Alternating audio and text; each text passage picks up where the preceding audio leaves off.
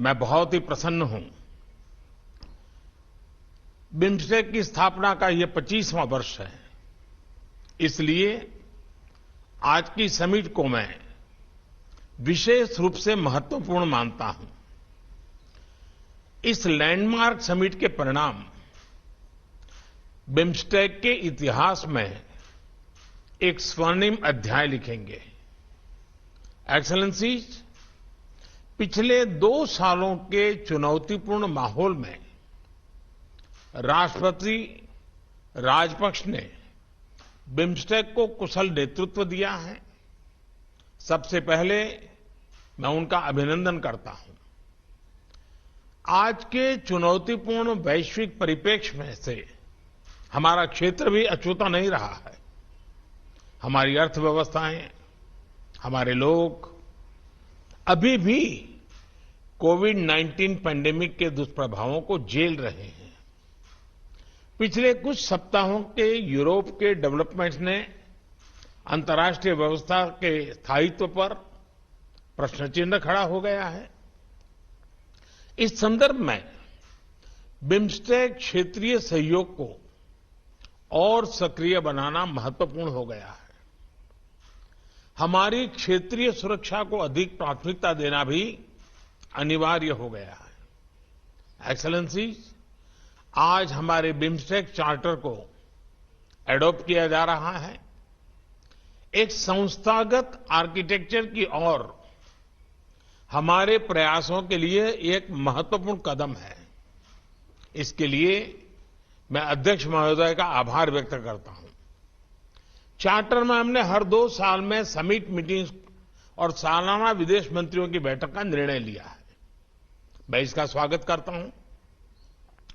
अब हमें अपना ध्यान इस बात पर फोकस करना चाहिए कि इस आर्किटेक्चर को और मजबूत कैसे बनाया जाए। इस संदर्भ में सेक्रेटरी जनरल का सुझाव है कि एक एमिनेंट पर्सन्स ग्रुप का गठन किया जाए जो एक विजन डॉक्यूमेंट तैयार करेगा। मैं इस सुझाव से सहमत हूं। बिम्स्टेक हमारी अपेक्षाओं को पूरा करे, इसके लिए सचिवालय की क्षमता को बढ़ाना भी महत्वपूर्ण है। मेरा सुझाव है कि सेक्रेटरी जनरल पर इस लक्ष्य की प्राप्ति के लिए एक रोड मैप बनाएं। यह महत्वपूर्ण कार्य समय और अपेक्षा के अनुरूप पूरा हो। इसके लिए भारत सचिवालय के ऑपरेशनल बजट को बढ़ाने के लिए $1 मिलियन की वित्तीय सहायता देगा। एक्सेलेंसीज, हमारे आपसी व्यापार को बढ़ाने के लिए बिम्स्टेक एफटीए के प्रस्ताव पर शीघ्र प्रगति करना आवश्यक है। हमें अपने देश के उद्यमियों और स्टार्टअप्स के बीच आदान प्रदान भी बढ़ाना चाहिए। इसी के साथ हमें ट्रेड फैसिलिटेशन के क्षेत्र में इंटरनेशनल नॉर्म्स को अपनाने का भी प्रयत्न करना चाहिए। इससे इंट्रा बिम्स्टेक ट्रेड और इकोनॉमिक इंटीग्रेशन को बढ़ावा मिलेगा। इस संदर्भ में Indian council for research on international economic relations ADB के साथ मिलकर हमारे अधिकारियों की जागरूकता बढ़ाने के लिए एक कार्यक्रम शुरू करने वाला है।